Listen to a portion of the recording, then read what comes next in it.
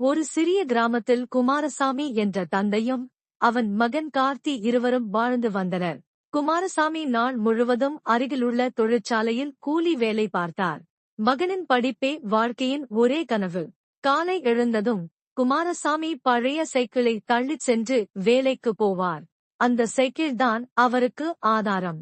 மழை, வெயில் பாராமல் சுழற்றி மகனுக்காக அத்தியாவசிய பொருட்களை வாங்கித் தருவார்.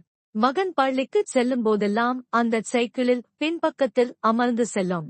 சைக்கிள் சத்தம் வந்தாலே கார்த்திக்கு மகிழ்ச்சி. அப்பா, நான் பெரியவனாகி உங்களுக்கு ஒரு புதிய சைக்கிள் வாங்கித் தருவேன் என்று அடிக்கடி சொல்வான். ஒரு நாள் தொழிற்சாலையில் வேலை பார்த்து கொண்டிருந்த போது இரவலன் திடீரென உடல் நலக்குறைவால் தரையில் விழுந்தார். நண்பர்கள் மருத்துவமனைக்கு எடுத்துச் சென்றும் அவர் உயிரிழந்துவிட்டார். அந்த இரவு கார்த்தி வீட்டின் முன் நின்று அப்பாவின் சைக்கிளை பார்த்து கொண்டு அழுதான். அப்பா எப்போதும் சுழற்றிய அந்த சைக்கிள் இனி அசையாது.